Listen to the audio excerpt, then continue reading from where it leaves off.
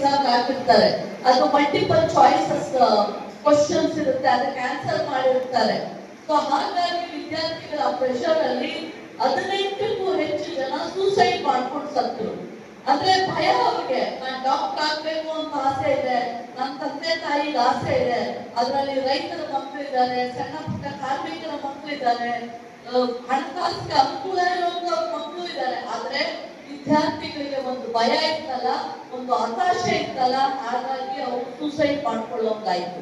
ಅವರ ಜೀವನವನ್ನ ಯಾರಾದ್ರೂ ವಾಪಸ್ ತಂದ್ಕೊಡ್ಲಿಕ್ಕೆ ಸಾಧ್ಯ ಆಗುತ್ತಾ? ತಂದ್ಕೊಡಕ್ಕಾಗುತ್ತಾ?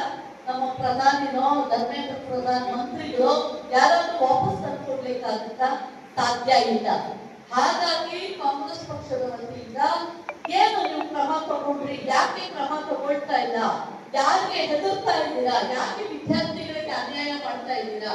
ಮತ್ತು ತಮ್ಗೆಲ್ಲ ಗೊತ್ತಿದೆ, ಈ ನೀಟ್ ಪರೀಕ್ಷೆ ವಿರುದ್ಧ ತಮಿಳುನಾಡು ಮತ್ತು ನಮ್ಮ ಕರ್ನಾಟಕ, ತಮಿಳುನಾಡಂತೂ ಹೆಚ್ಚಾಗಿ ಸತತವಾಗಿ ಫೈಟ್ ಮಾಡ್ತಾನೆ ಇದೆ.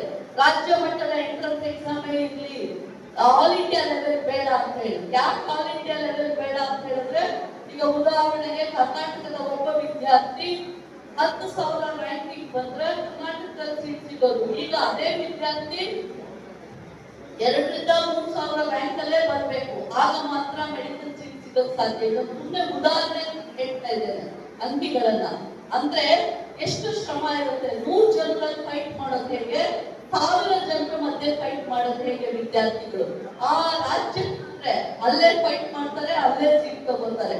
ಇದು ಇಡೀ ಭಾರತ ದೇಶಾದ್ಯಂತ ವಿದ್ಯಾರ್ಥಿಗಳ ಜೊತೆ ಫೈಟ್ ಮಾಡ್ಬೇಕು. ಮತ್ತು ಕರ್ನಾಟಕದಲ್ಲಿ ಸೀಟ್ ಸಿಗ್ಲಿಲ್ಲ, ಎಲ್ಲೋ ಗುಜರಾತ್ ಅಲ್ಲಿ ಸಿಕ್ತು, ಅಲ್ಲಿ ಹೋಗ್ಬೇಕು, ಅಲ್ಲಿನ ಆಹಾರ, ಅಲ್ಲಿನ ವಾತಾವರಣಕ್ಕೆ ಹೊಂದ್ಕೋಬೇಕು.